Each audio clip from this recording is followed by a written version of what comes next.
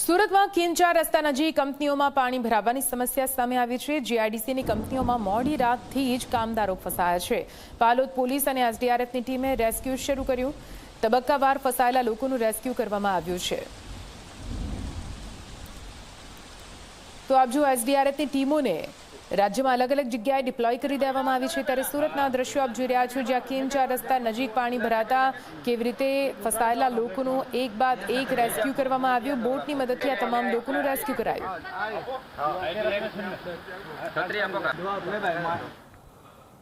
વાલિયા અને નેત્રંગ તાલુકામાં થઈને આવતી જે કીમ નદી છે તે ગાંડીતુર બની ચૂકી છે અને જે કીમ નદી છે તે સુરત જિલ્લામાંથી પસાર થાય છે। ત્યારે કીમ નદી ગાંડીતુર બનતા દ્રશ્યો તમે જોઈ શકો છો કે કીમ નદીના પાણી છે તે તમામ વિસ્તારો માંગરોળ હોય કે ઓલપાડ તાલુકાના ગામોમાં ઘૂસી ચૂક્યા છે। અનેક ગામો સંપર્ક વિહોણા થઈ ચૂક્યા છે। ત્યારે હાલ આપણી સાથે ડીવાયએસપી બીકે વનાર સાહેબ છે।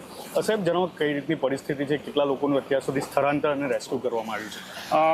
આપ જાણો છો એ પ્રમાણે ગઈકાલથી જ માંગરોળ તાલુકામાં, ઉમરપાડા તાલુકામાં, માંડવી તાલુકામાં અને ઉલપાડ તાલુકાની અંદર વરસાદ ચાલુ છે।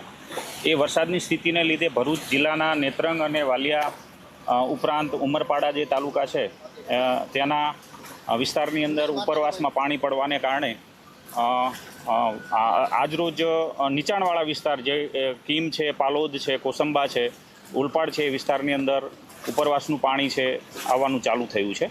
એને કારણે જનજીવન ઉપર અસર થઈ છે અને એ વસ્તુને ધ્યાનમાં રાખીને આપ જાણો છો એ પ્રમાણે ગઈકાલે ઘણા લોકોને પ્રશાસન દ્વારા અને પોલીસ ડિપાર્ટમેન્ટ દ્વારા રેસ્ક્યુ કરવામાં આવેલા છે। 2000 જેટલા લોકો છે એને અત્યાર સુધીમાં રેસ્ક્યુ કરી અને સ્થળાંતર કરાવવામાં આવેલું છે એડવાન્સમાં, અને કેટલાક લોકો જે ફસાયેલા છે એમને પણ અત્યારે રેસ્ક્યુ કરવાની કામગીરી ચાલુ છે। રાત્રે પણ ઘણા બધા લોકો છે એમને સલામત સ્થળે ખસેડવાની કામગીરી કરવામાં આવેલી હતી।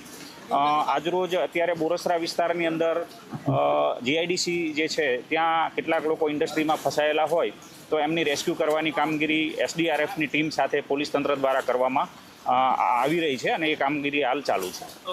ખાસ કરીને નદી કિનારાનો વિસ્તાર છે, અનેક ગામો, ઘરો નદી કિનારા, લોકોને શું અપીલ કરશો?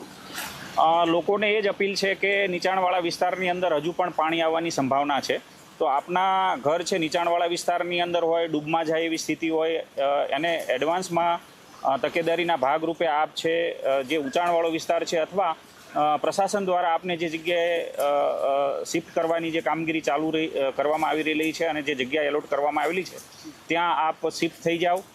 એ ઉપરાંત વીજળી છે, એના તાર છે, એના ક્યાંય કોઈ જગ્યાએ શોર્ટ સર્કિટ ન થાય। એ ઉપરાંત ઝાડની નીચે અથવા ઇલેક્ટ્રિક પોલની નીચે ઊભા નહીં રહો, જેનાથી વીજળી પડવાની સંભાવના છે અને એના પણ જીવને જોખમ થવાની સંભાવના છે। પ્રથમ પ્રાયોરિટી આપણા ફેમિલી ની સુરક્ષા, એ ઉપરાંત આપણા જે પશુ પક્ષીઓ જે પાળેલા છે એમની સુરક્ષા છે। એટલા માટે થઈને ઊંચાણવાળા વિસ્તારની અંદર અથવા પ્રશાસન દ્વારા જે જગ્યાએ આપને રહેવા માટે ને જમવાની સગવડ કરી હોય ત્યાં શિફ્ટ થવા માટે થઈને અપીલ કરવામાં આવે છે। ચોક્કસથી તો હાલ કેમેરામેન કઈ છે દ્રશ્યો બતાવે, જે આ કીમ નદીનું જે પાણી છે તે સમગ્ર વિસ્તારમાં ઘૂસી ચૂક્યા છે। મહત્વનું છે કે જે રીતે કીમ નદીનું લેવલ છે તે સતત વધી રહ્યું છે, પોતાની ભયજનક પણ સપાટી વટાવી ચૂકી છે। ત્યારે હાલ એસડીઆરએફ તેમજ એનડીઆરએફની ટીમ અને પોલીસ પ્રશાસન લોકોને રેસ્ક્યુ કરી રહ્યું છે, તેમજ હાલ લોકોને સલામત સ્થળ માટે ખસી જવા માટે હાલ અપીલ કરવામાં આવી રહી છે। તંત્ર પણ કીમ નદીની જે જળ સપાટી સતત વધી રહી છે તેની પર નજર રાખી રહ્યું છે। સંદીપ વસાવા, ઝી મીડિયા, માંગરોળ, સુરત।